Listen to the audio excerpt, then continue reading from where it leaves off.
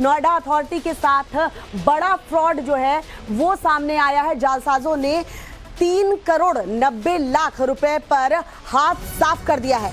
पुडुचेरी के पते की फर्जी आईडी जो है वो सामने आई है, उससे ही जालसाजी की गई है। अथॉरिटी ने जालसाजी की बैंक को जानकारी भी दे दी है। पैसा ट्रांसफर करने वाला बैंक खाता दरअसल फ्रीज किया गया है। नोएडा सेक्टर 58 की पुलिस जो है पूरे मामले की जांच कर रही है। नोएडा अथॉरिटी की एफडी से ये पूरा मामला जो है वो जुड़ा हुआ है। देखिए किस तरीके से अथॉरिटी में जालसाजी हुई है और 3 करोड़ 90 लाख बताया जा रहा है जो पैसे ट्रांसफर किए गए हैं। जालसाजों ने ये करोड़ों रुपए किस तरीके से ट्रांसफर कर लिए हैं दूसरे अकाउंट में फर्जी आईडी लेकर, और उस बैंक खाते की डिटेल जो है वो दी गई है, उस अकाउंट को फ्रीज किया गया है। पूरे मामले की जांच जो है पुलिस इस वक्त कर रही है कि आखिरकार इतना बड़ा फ्रॉड नोएडा अथॉरिटी में कैसे हो गया, क्योंकि कई सवाल इसके साथ खड़े भी हो गए कि ये अकाउंट ट्रांसफर होने वाला है या किस वजह से उसने इस पूरे घटना को अंजाम दिया, इसकी जांच चल रही है और वो उसकी अरेस्टिंग के बाद ही क्लियर हो पाएगा। ये अकाउंट सर कहाँ खोला गया था? ये अकाउंट बैंक ऑफ इंडिया में सेक्शन 62 में खोला गया था। 62 में। और अब जो फ्रॉडस्टर है इसने अकाउंट में कहाँ पे फॉर्ज किया है? नोएडा के अंदर एक अपना अकाउंट खोला है या उसका अकाउंट कहीं और है? नहीं, उसने अपना अकाउंट बैंक ऑफ इंडिया के 62 ब्रांच में ही खोला है। तो सर अभी कुछ निकल के सामने आ रहा है कि अथॉरिटी के कुछ कर्मचारी अधिकारी इसमें शामिल हो? सभी पहलू पे जांच चल रही है, बैंक के अधिकारियों की भी और अन्य कर्मियों की भी, सभी की जांच चल रही है और सभी जांच के घेरे में। सर एफआईआर कौन सेक्शंस में हुई है इसमें? 409, 420, 120B, 467, 468, 470 का। अभी गिरफ्तारी संभव नहीं हो पाई है अभी? अभी उसके लिए प्रयास चल रहा है। तो ये हैं नोएडा के एडिशनल डीसीपी जिनका बताना है कि और देखिए किस तरीके से नोएडा अथॉरिटी में ये पूरी जालसाजी का पर्दाफाश हुआ है।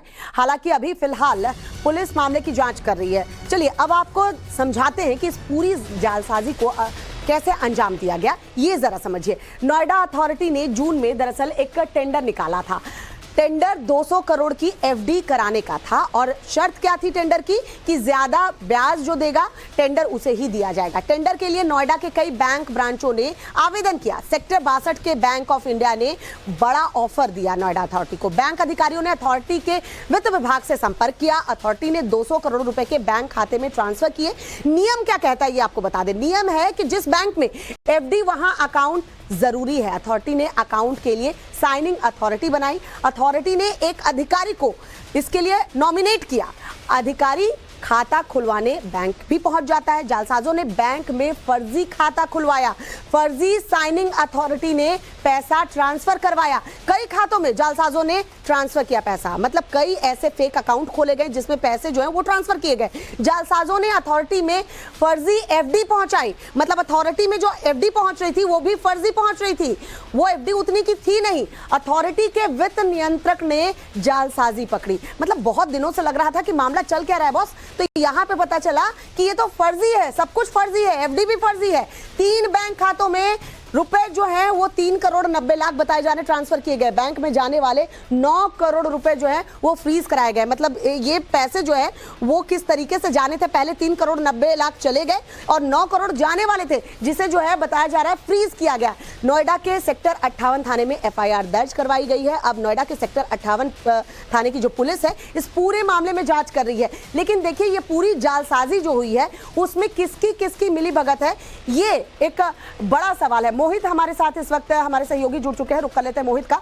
मोहित, आपने अभी बात भी की है, इस पूरे मामले में जांच आगे बढ़ रही है, लेकिन जरा ये समझाइए कि नोएडा अथॉरिटी की संलिप्तता ना हो, बिना संलिप्तता के इस तरीके से बड़ा फ्रॉड हो जाए, ये संभव नहीं लगता।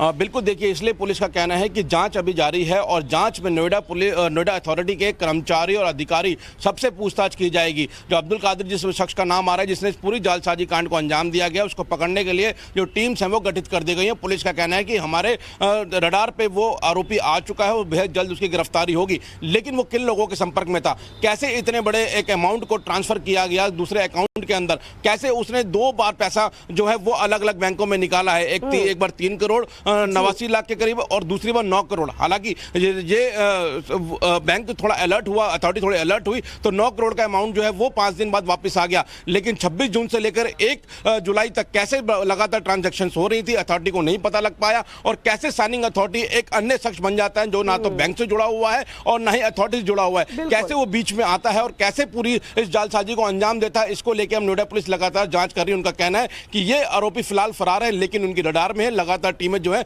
उसकी पकड़ के लिए दबिश डाल रही है और बेहद जल्द उसकी गिरफ्तारी कर ली जाएगी। लेकिन पुलिस इस बात से बिल्कुल भी इंकार नहीं कर रही कि अथॉरिटी की इसके अंदर मिली भगत नहीं है, इसलिए उनका कहना है कि जो कर्मचारी और अधिकारी हैं उनकी मिली भगत को लेकर भी इसमें पूरी जांच अभी जारी है। चलिए मोहित, आने वाले दिनों में और भी खुलासे होंगे क्योंकि जाहिर सी बात है इतना बड़ा फ्रॉड बिना अथॉरिटी के मिली भगत के नहीं हो सकता। बहुत बहुत शुक्रिया मोहित तमाम जानकारी के लिए।